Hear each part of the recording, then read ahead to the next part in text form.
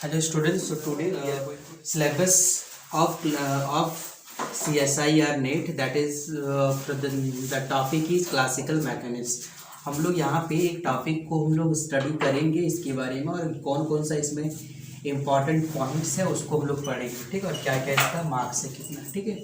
तो हम लोग जो है सबसे पहले तो एक क्लासिकल मैकेनिक्स जो CSIR नेट का एक टॉपिक है, मतलब एक बुक जिसको बोल सकते हैं, ठीक है, उसके बारे में स्टडी करेंगे। इसमें जनरली जो है 2 क्वेश्चन अराइज होता है, कभी कभार एक क्वेश्चन मिलता है, कभी 2 क्वेश्चन, ठीक है।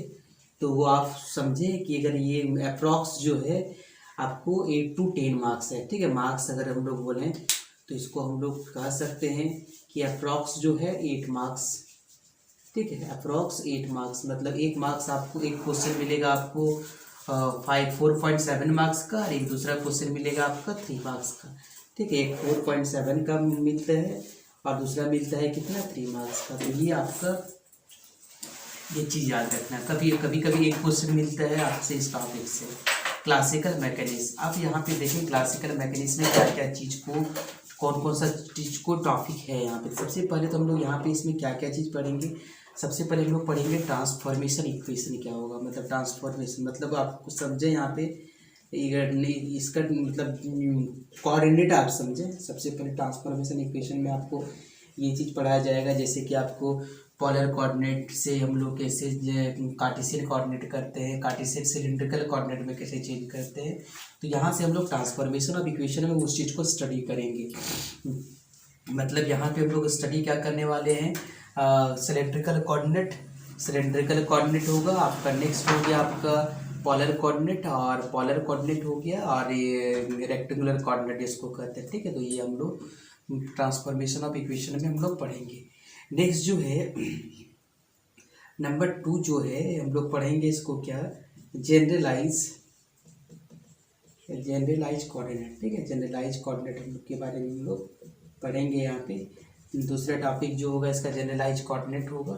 उसके बाद तीसरा जो हम लोग को पढ़ेंगे इसमें, तीसरा हम लोग यहाँ पे पढ़ेंगे कंस्ट्रेंट के बारे में, ठीक है, कंस्ट्रेंट के बारे में, ठीक है, कंस्ट्रेंट के बारे में पढ़ेंगे। इसी में हम लोग एक टॉपिक पढ़ेंगे डिग्री ऑफ फ्रीडम, ठीक है।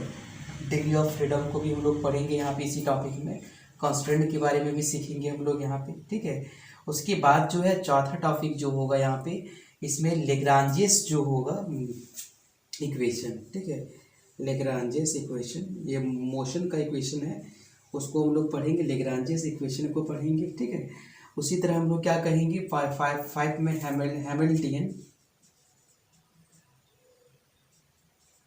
हैमिल्टनियन इक्वेशन के बारे में पढ़ेंगे हम लोग। हैमिल्टनियन इक्वेशन यानी कैनिकल फॉर्म इसका, यही इसी से ज़्यादा क्वेश्चन, यही क्वेश्चन ये आपका टॉपिक बहुत ही इंपॉर्टेंट है, इसका कैनोनिकल फॉर्म, ठीक है, कैनोनिकल फॉर्म ये बहुत ही इंपॉर्टेंट है आपका, ठीक है। उसके बाद हम लोग क्या पढ़ेंगे इसमें जो है एक यूलर आयलर्स इक्वेशन, ठीक है, ये जो है रिजिड बॉडी का है, आयलर्स इक्वेशन, इसी में आपका आएगा, रिजिड बॉडी डायनेमिक्स में आ जाता है इसमें इक्वेशन, ये आपका रिजिड बॉडी में आ जाएगा, ठीक है।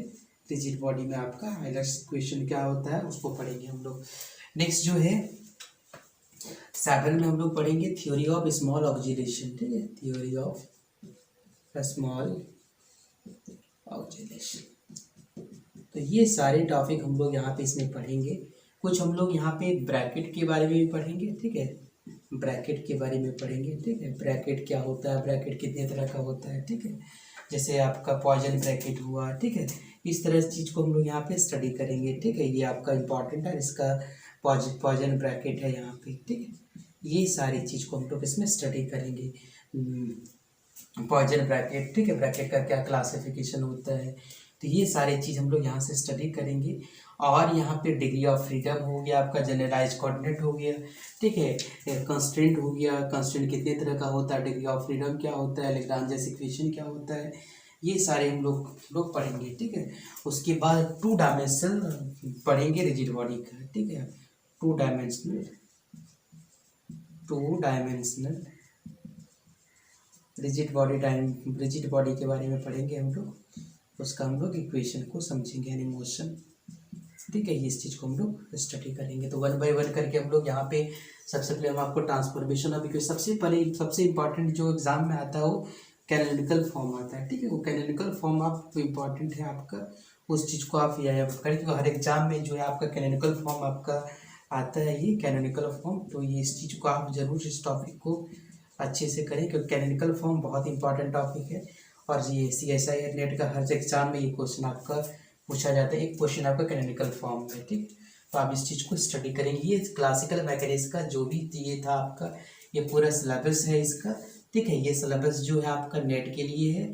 और आपका PGT, अगर आप PGT है तो PGT के अगर प्रिपरेशन कर रहे हैं मैथमेटिक्स से, तो ये आप कर सकते हैं, क्योंकि ये आपका PGT के सिलेबस में भी क्लासिकल मैकेनिज्म डाला हुआ है, डायनेमिक्स भी डाला हुआ है वो। ठीक है, फ्लूइड मैकेनिज्म भी डाला हुआ है। तो आपका ये सारा चीज़ है, लेकिन ये भी आपका उसमें सिलेबस की पार्ट है। ठीक है, तो ये सारी चीज़ आप लोग क्या करेंगे, इसको मैं एक वन बाय वन करके आपको सारे हम स्टडी कराएंगे इसका।